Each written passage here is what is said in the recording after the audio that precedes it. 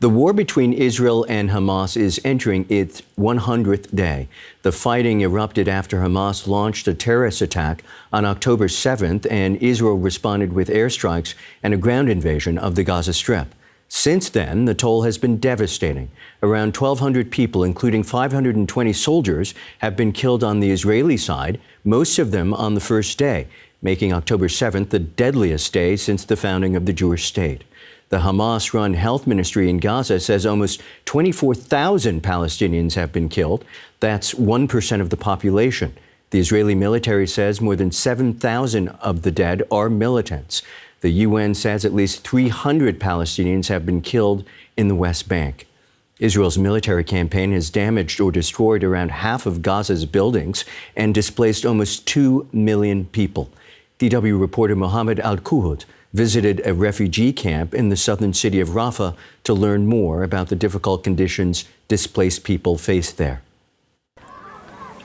Reem Surur is living in difficult circumstances, here in a tent in Al-Mawazi in the city of Rafah, in the south of the Gaza Strip. She was forced to flee her home in northern Gaza in search of safe shelter. Displacement has deprived her of even the most basic necessities.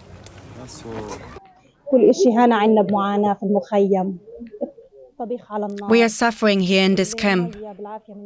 We cook over fire and we have to carry water in buckets over long distances.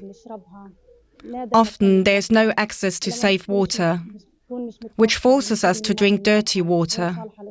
Our children get sick frequently and suffer from malnutrition and cold.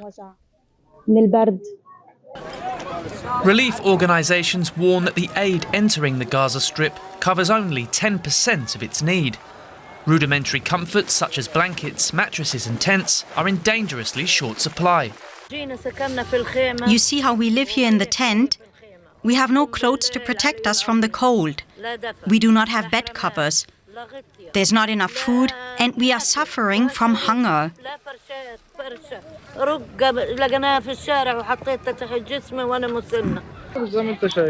17 people live here in this tent, and there are only 3 beds and 3 bed covers. As you can see, there is no roof to protect us from the rain, and the tent is dilapidated. Reem and her family have been appealing for blankets and other donations and distributing these to those most needy across the camp. Yet many remain extremely vulnerable in harsh weather conditions. We fled here after the house next to ours was struck. My daughter was injured, so we had to get out fast. We had very few things with us. When we came here to Rafah, we had little clothes. But it's not enough. It's cold.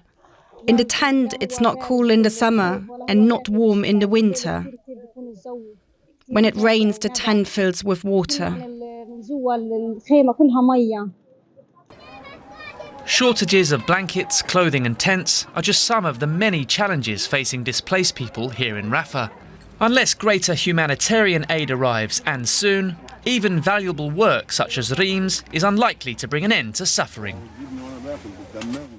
For more, let's now speak to Hiba Tibi. She's the acting deputy regional director for the Middle East and North Africa for the NGO CARE and joins us now from Amman. Hiba, the war between Hamas and Israel has now been waged for 100 days with no end in sight. How is your staff coping?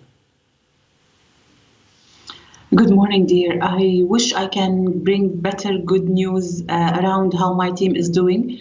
They are still very similar to what you have just shown on the report.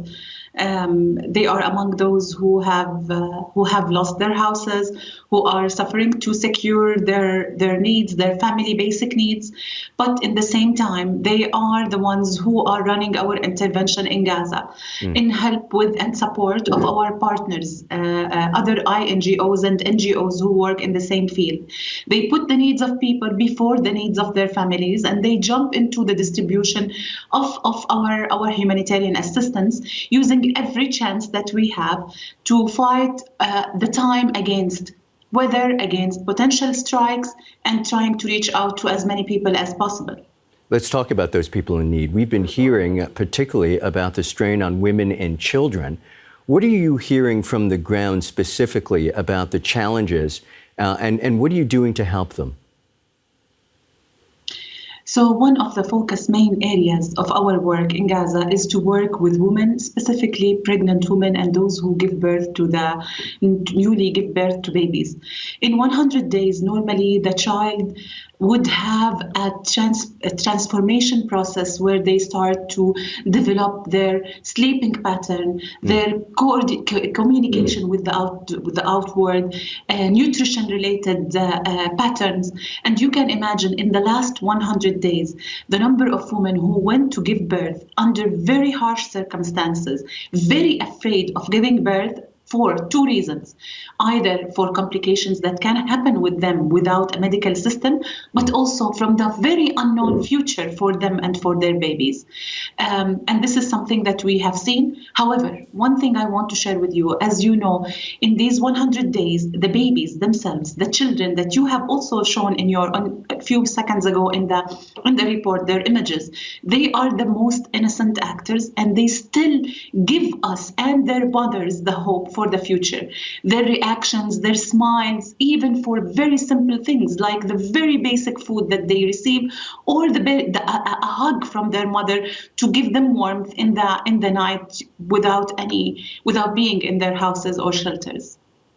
That is Hiba Tibi, Deputy Regional Director for the Middle East and North Africa for CARE. Many thanks, Hiba. Thank you.